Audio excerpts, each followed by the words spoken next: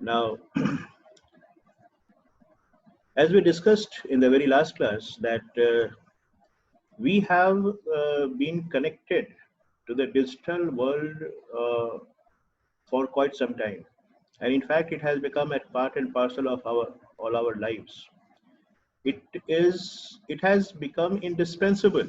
We cannot think life without it, and slowly and steadily, more and more people are getting being connected with the digital world. You think of whatever service that comes to your mind, and you find that these services are being delivered through internet only. So it has made a big difference, isn't it? Our life has undergone a sea change as far as our interaction with the world around is concerned. In fact, in that light, uh, we defined what is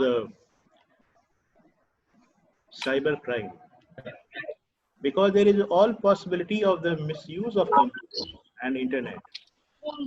And in the last class, if you remember, computer or internet is either used as a tool or target. Mind the words. It is an unlawful act, of course, therefore it is a crime. And what sort of a crime we are talking of? It is such a crime in which the computer or internet will be used as a tool or target or both. Now this is very important, because you will find number of definitions or observations regarding cybercrime, which is not very complete. In fact, at the target, at the victim's end, is either the computer system itself, or by the use of computer and the network, you will be perpetrating a crime. So therefore, both the system will act as a tool and target. Mind the words. Now we are concerned about the different types. In fact, we started discussing this in the last class only. Hacking. You see, let us understand this word hacking. This is very commonly used word, hacking, because there are different variants of crime. It is not simply hacking, which is most commonly discussed in the social parlance. You see, when we talk of hacking, what comes to our mind is the cracking the system. The system is cracked, and the intention is to have an unauthorized access. Now, these are the technical terms. You should be very particular about the choice of the terms when you refer to these crimes. It is unauthorized access to data. So somebody, the hackers, would intrude into your system, your networks, and they will attempt to access your data, which they are not authorized to. It is an unauthorized access to the data of your computer system. In fact, they start exercising a control over your network. Now, that is exactly what hacking is all about. You see, it is very,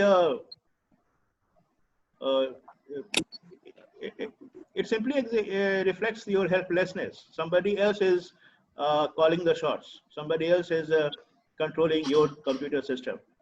It means that your command is not being well received. Your even information or data is being misused at times because somebody else having access to it. Computer is hacked, and we also refer to ethical hacking. Remember, and by ethical hacking we mean that the vulnerable software, the software which is quite vulnerable because it is prone to be, there may be a number of holes that could be easily targeted by the hackers. So these ethical hackers, who are also referred to as white hats, white hat, mind the word, white hats are the ethical hackers which attempt to safeguard your computer system. They conduct penetration tests, right? Remember this word, penetration testing. Penetration testing refers to identifying where are the loopholes, where are the problem areas, which could be the soft target of the hackers. So the system will have to be safeguarded. So the ethical hackers simply attempts to safeguard your computer system so that your computer is not hacked. There is no access to your data to somebody else who you do not even know. So that is what is hacking. Another term, in fact, which was discussed in the last class was phishing. Phishing is, uh, in that regard, we also refer to instances when you get calls from somebody else, maybe some institutions, a person representing as an employee of the institution, and the person is asking for some personal data, maybe of your credit card or some personal information, which could be misused. So phishing is a typical crime in which your personal information is sought after by somebody posing as an authority.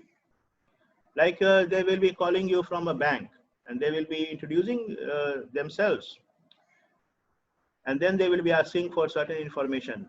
Now this is something very, uh, this is carried out with a malafide intention. The idea is to get your data so that you can, that could be used to for number of unlawful activities.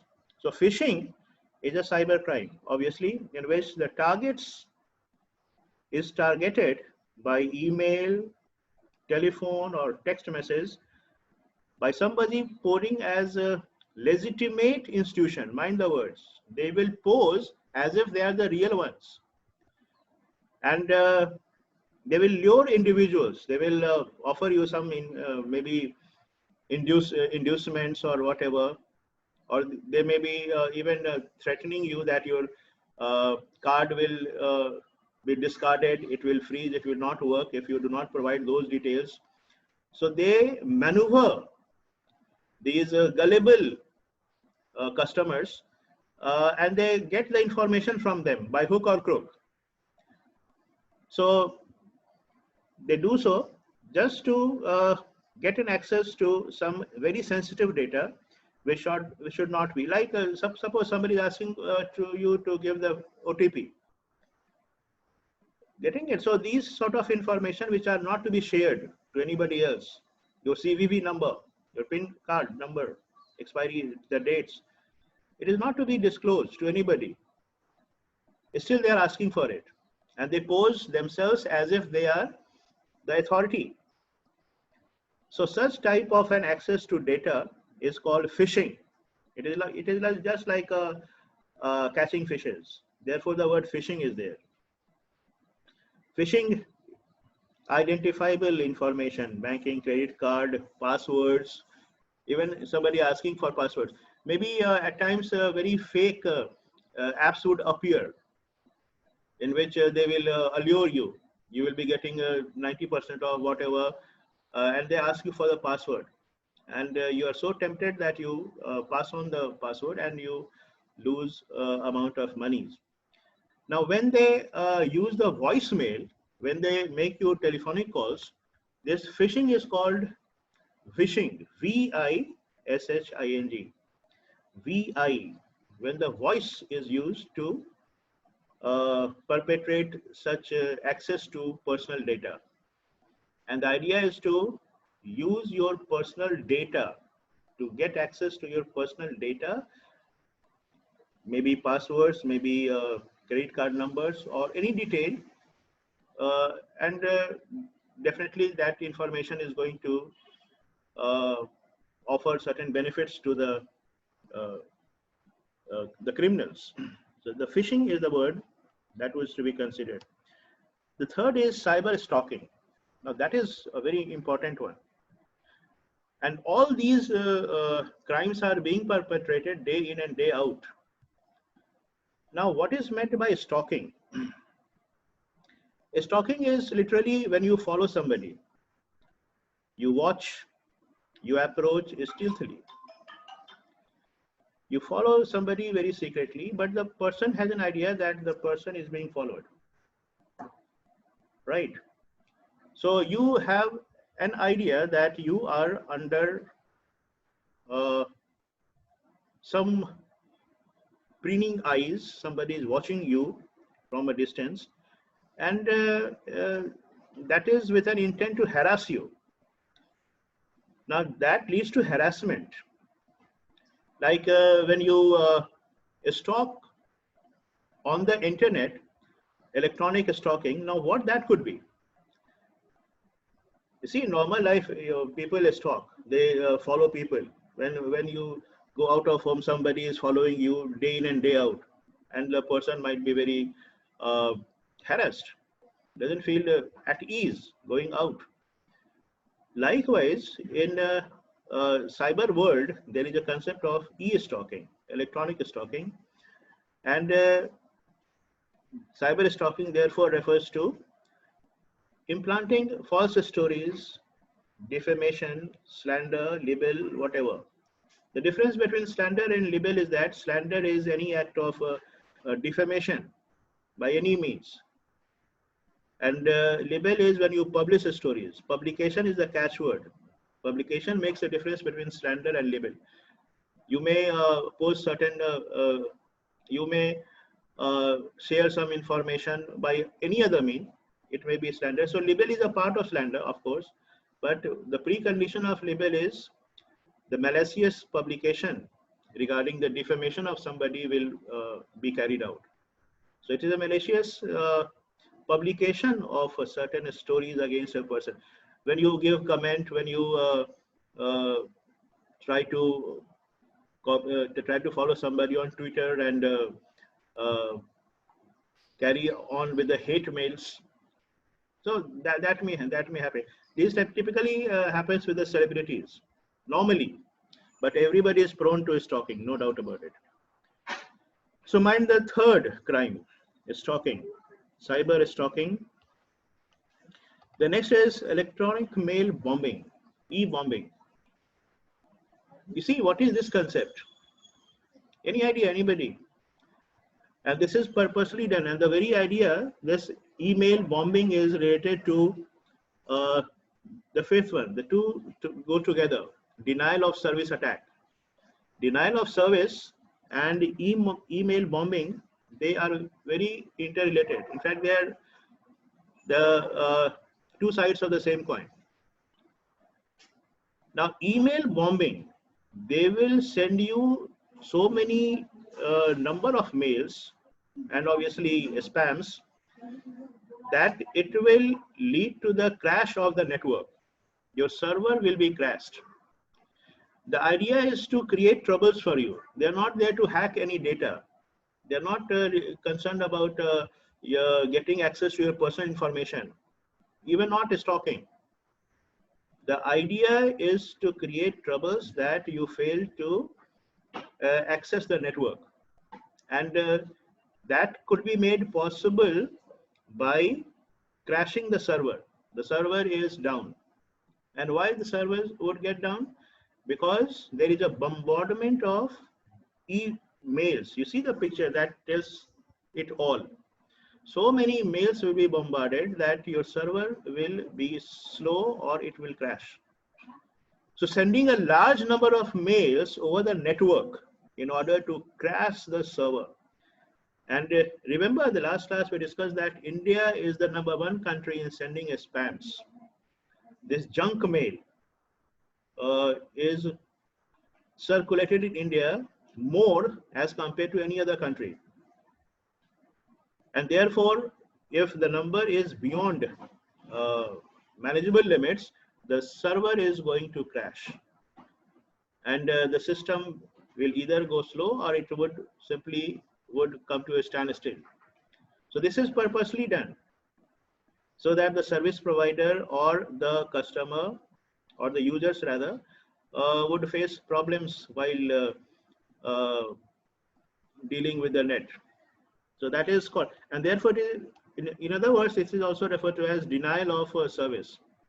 You are not getting the service, and how come that you're not getting the service? Because the server has crashed. So the same definition of email bombing goes with this concept as well. The criminal floods the bandwidth of the victim network or fills his email box with spam mails, depriving him of the service he is entitled to access or provide. This is the catchword.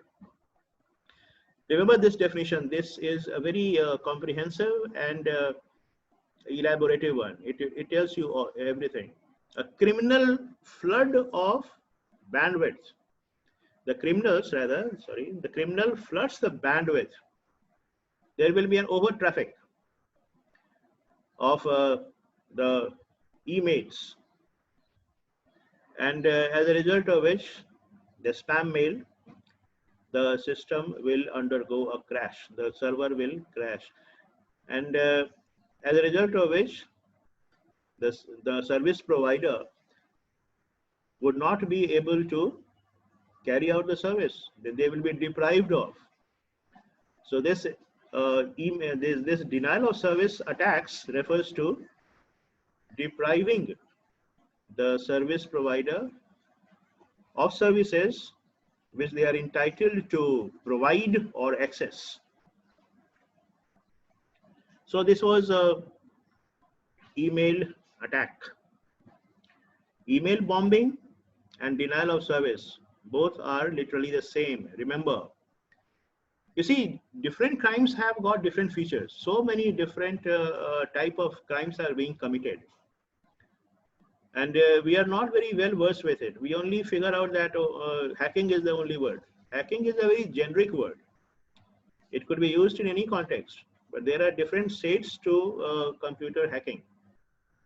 And hacking is a very perfunctory one. What is the intention? That will reflect upon what actually the crime is. So denial of service.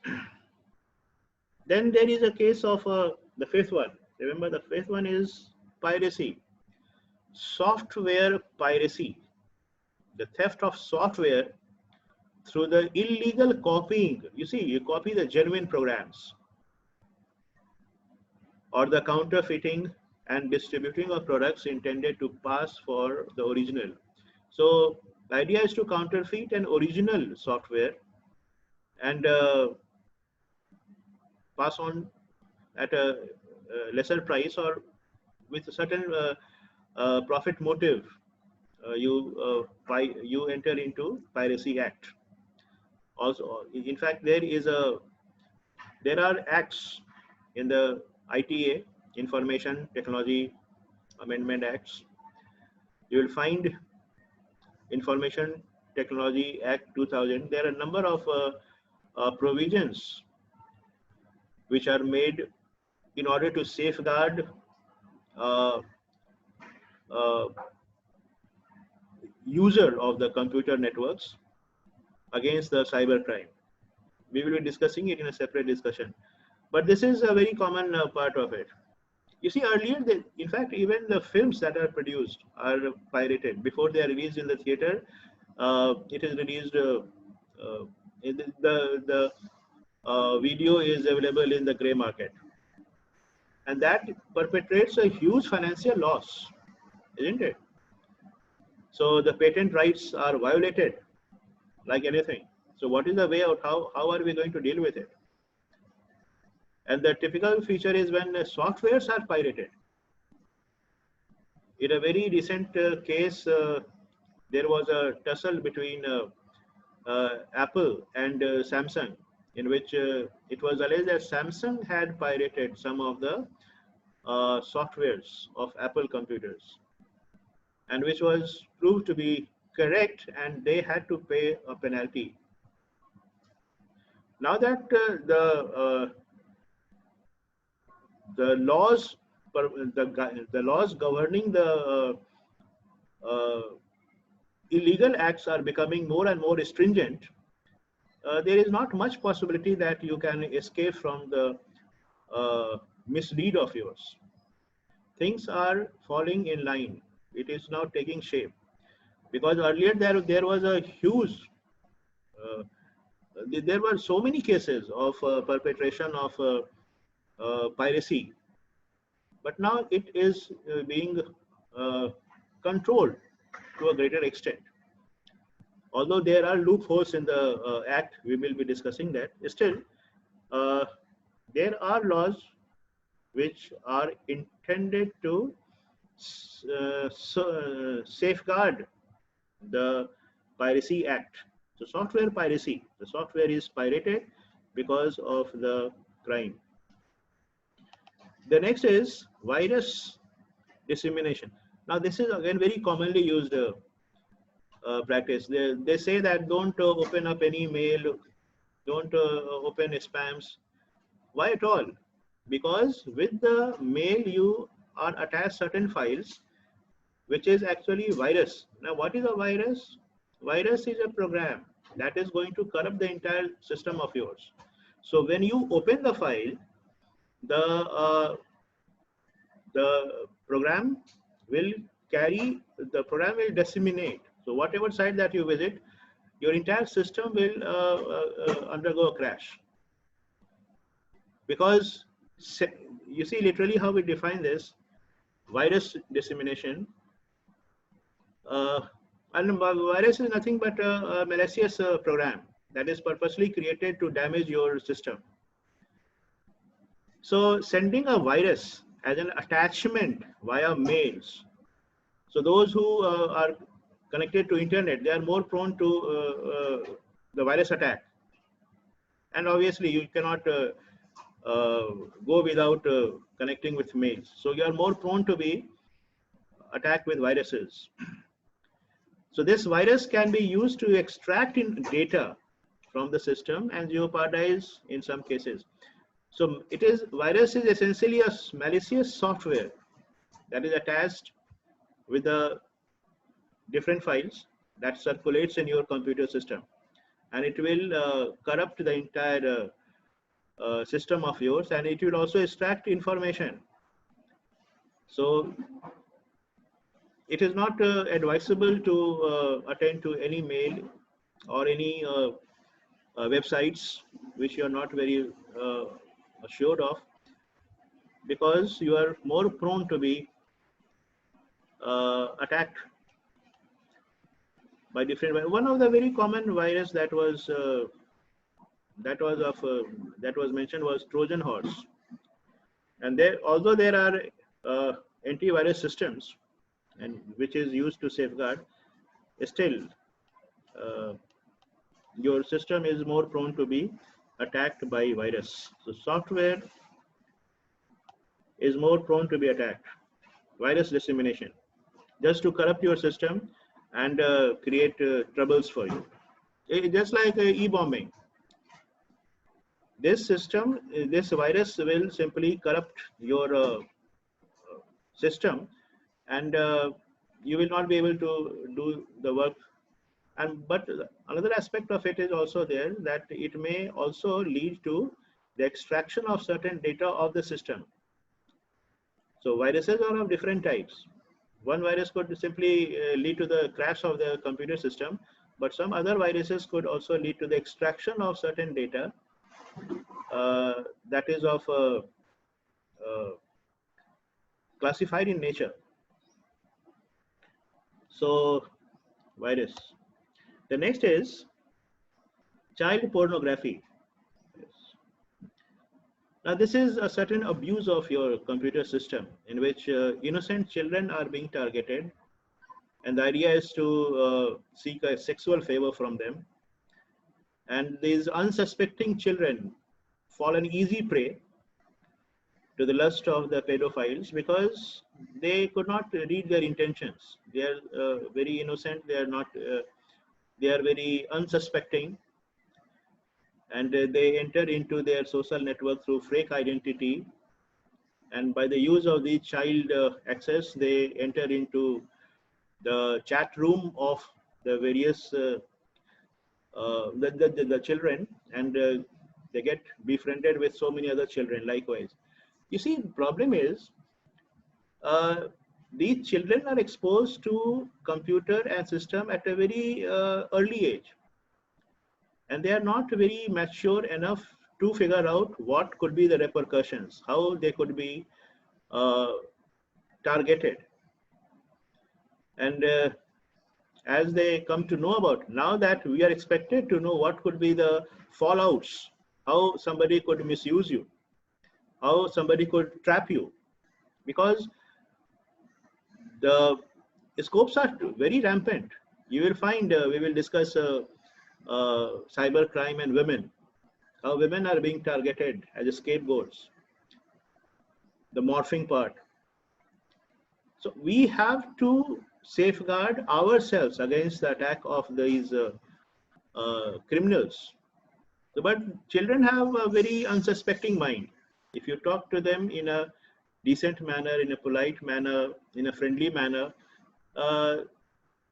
then they can easily have trust on you, and you breach the trust of these innocent mind. So that is what is called child pornography. And because the children have the access to computers at a very early age, they fail to figure out the malefied intentions of these pedophiles. So therefore, this is one of the problem areas that is to be required to be addressed. Another one is computer vandalism. Now another one, very important one, computer vandalism. Any idea what is vandalism? Who are called vandals? Vandals are those people. Yes, anybody like to? Vandalism, what is that? What is the literal meaning of this word, vandalism? I don't know. Huh? Destroying something. Destroying something, right. And you see, you perpetrate your anger by damaging things. Some protesters might enter into the college premise and start damaging whatever that might come their way. They might not have any obvious reasons for it, because they are very biased or whatever. They don't have a favorable attitude towards it, so they start damaging things. Likewise, in computer, there is a scope for vandalism, and it is all about damaging or destroying data rather than stealing it. They're not very interested in stealing the data and make use in their interest. That is not their concern. Simply to damage, to torture you mentally, to perpetrate more and more distraught amongst the users. That is the idea. Destroy the data. So the idea is not to steal or misuse the personal data. They're not interested, because had that been the use, it might be called phishing rather than vandalism. So these are the programs that attach themselves to files that circulate. Same thing. Like maybe e-bombing. Now, and what is that? That is called vandalism. You see, lines coming up on the screen. So anyways, at this note, we come to an end of the discussion for the day. Tomorrow we discuss 2 more, and then we accordingly will follow as the syllabus guides us. So thank you so much. Creative people have arrived. Thank you, sir. Thank you so much. Thank you. Thank you, sir. Thank you. Thank you.